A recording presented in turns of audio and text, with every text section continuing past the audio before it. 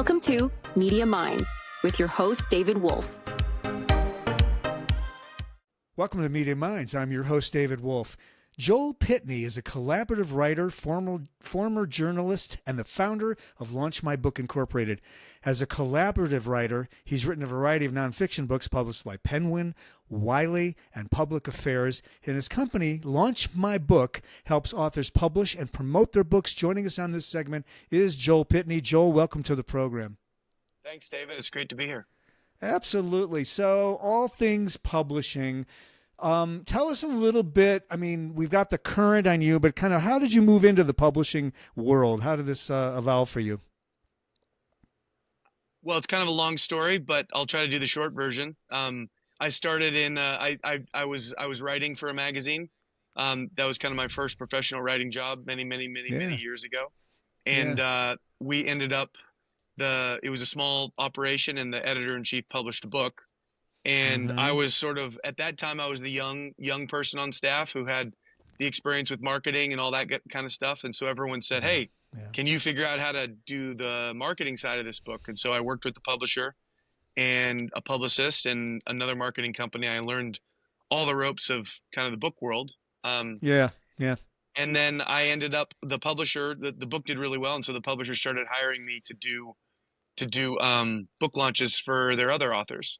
And so I kind of started a career doing all kinds of book things. Book marketing was where I started. And then eventually I got into ghostwriting or collaborative writing. And then as the self-publishing sort of industry exploded in the last 5 to 10 years, I learned how to do that as well and started a company that does pretty much everything. So that's brilliant. Yeah. So it's a top to bottom, front to back kind of publishing services company. Brilliant. And, you know, great pivot because it is evolving. And I know that one of the themes that we were going to talk about today is this sort of the divide or the movement towards self-publishing and all of the things folks need to know about that. And then somewhat comparatively, I think, reading between the lines from your notes before the show, sort of comparing these two worlds, the traditional versus self-publishing. So let's unpack this for those watching. What are, wherever you'd like to start, but I think it seems like the movement and the velocity of movement is in the self-publishing side. So maybe we start there. I don't know. What do you think? Yeah, sure. I mean, just to get people a sense of the terrain, traditional publishing is, everybody recognizes big labels like Random House and Penguin and Simon and Schuster, right? And in that traditional publishing world, the model is pretty simple. A publisher buys the rights to publish a book. From an author, and they take care of all the stuff you need to get a book published. Some marketing, but these days more and more is required. More and more is incumbent upon authors to do their own marketing. In fact, that's one of the big reasons why publishers will bring on an author in the first place, is because they see an opportunity in that author's platform to do their own marketing. Yes, I've observed the same. Yeah, absolutely. Yeah, and it's still a big world. I advocate traditional publishing for a lot of people.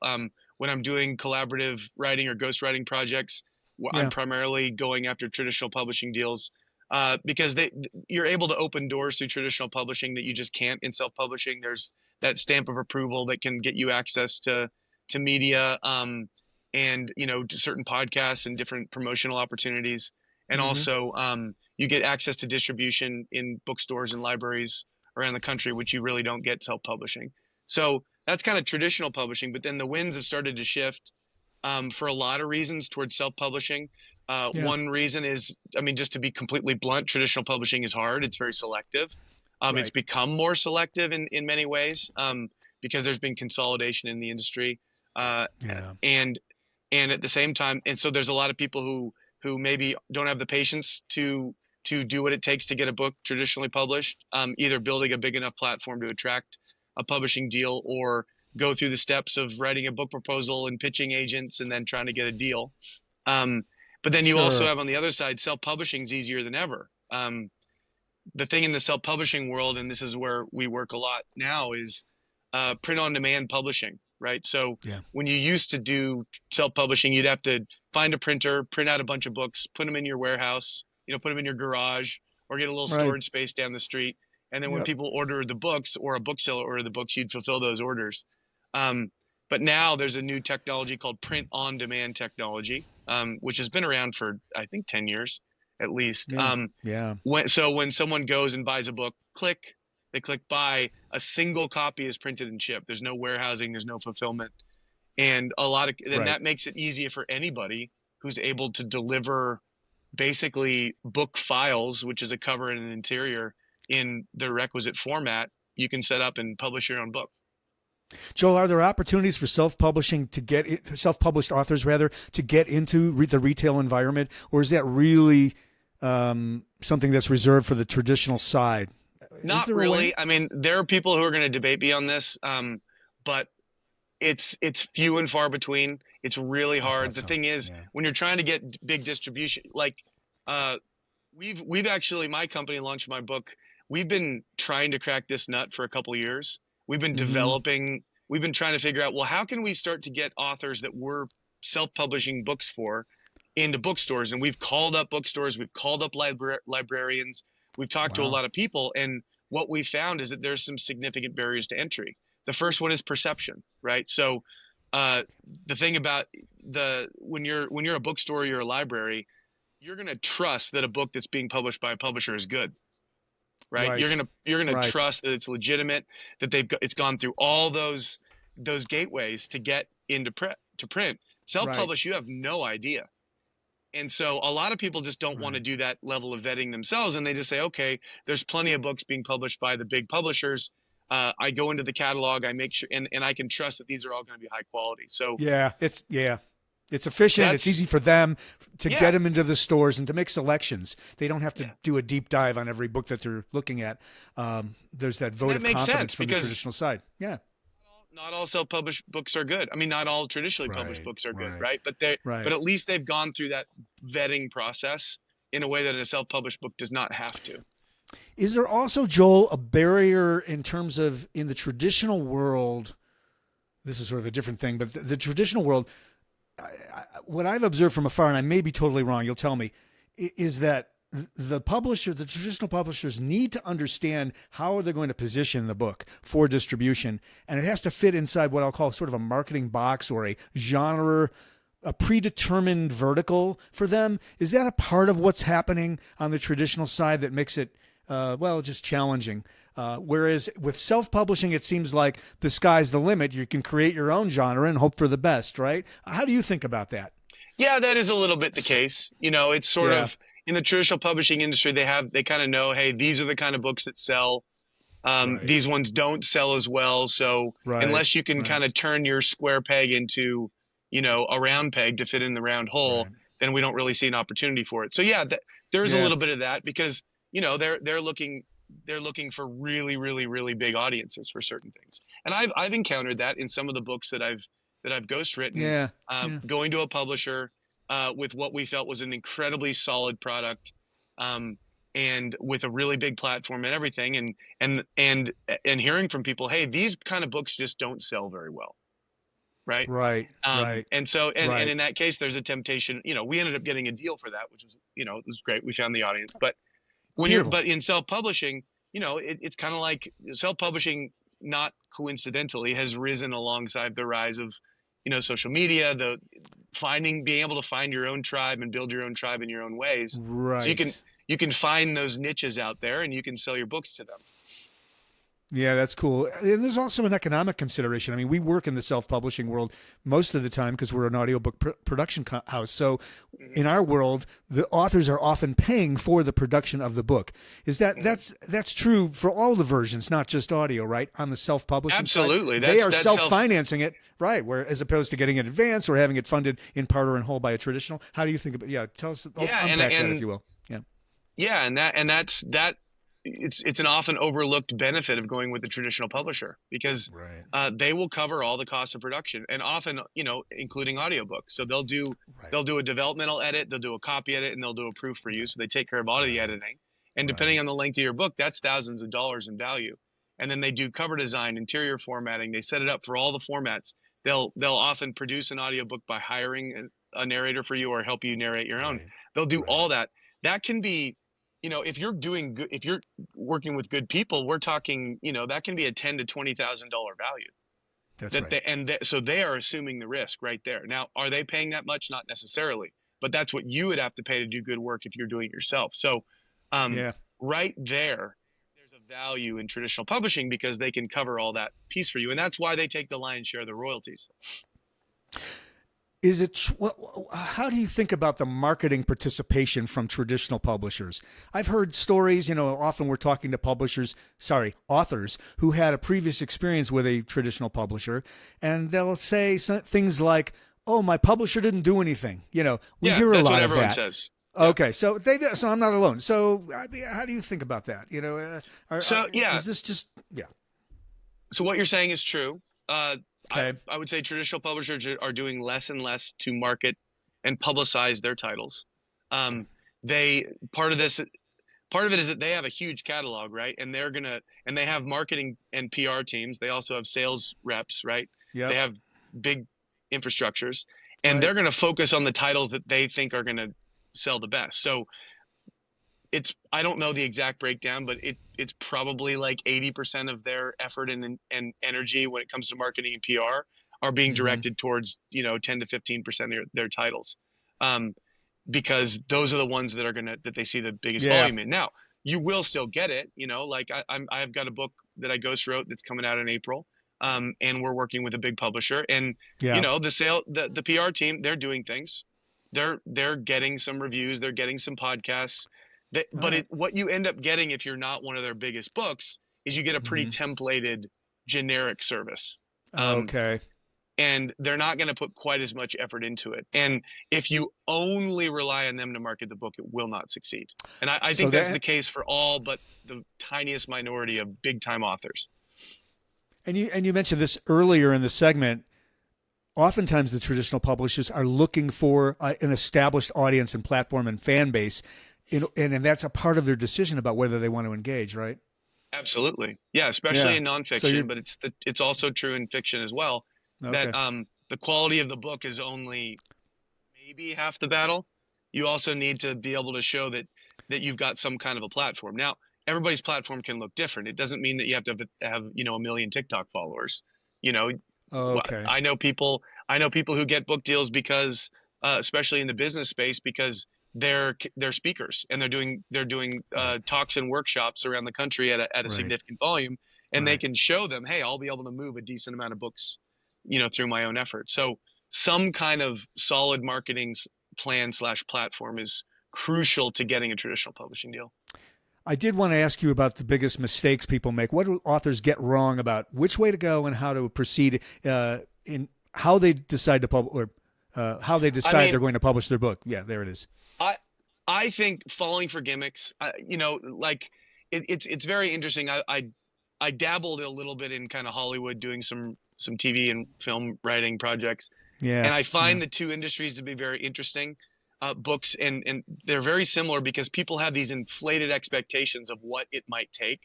Right. And there's a lot of companies and then a lot of quote unquote experts out there that prey on that. They make it sound like it's all going to be easy, and if you just do these certain hacks and you just follow my formula, you're going to have quick and guaranteed success. And it's just not true. It's like anything in life. It takes time, it takes effort, it takes failure, the whole thing is a marathon, not a sprint. So most of the mistakes that people make fall into that general umbrella of sort of like a thinking it's going to be easier than it is. Yeah. And, so the traditional versus self-publishing, it's a similar thing. It's like thinking that if you just write a good book, you'll get a traditional publishing deal. No, you've got to build a platform. When you self-publish, you think, oh, okay, well, now if I self-publish, it'll be easy. I'll just go direct to readers. Well, you're going to have to build that platform anyway. If you want to sell books to readers and you're doing it on your own, you're still going to have to build a platform. Yeah, it's marketing. You're not just going to put your book on Amazon and put the right keywords in and everyone's going to magically find your book. It's not going to happen. There's no free lunch. There's no silver bullet. There's no shortcut to the top. It just doesn't. It's not real. Yeah, you're echoing. Well, so just to summarize, to some extent, when you see these formulaic offers that promise to make, you press the easy button and follow my method and magic will happen, be extremely cautious, if not running the other direction. So Absolutely. that's my takeaway based on what I just heard. And then as far as the traditional versus the self-publishing, I guess well, we've unpacked a lot of that already in this segment. But anything to add to what we've said so far in No, terms of I that mean, decision point? I think everybody needs to think it. Everybody's answer to that question is going to be different. Some Yeah. people are going to say, Yeah. I went to a conference in Las Vegas where Right. everybody's self-published and they're just hardcore self-publishing advocates, and Right. they're all like, never do traditional publishing. But I don't think that's Right. necessarily true. I Right. think, and there's other people who say, why would you ever self-publish? It'll never succeed.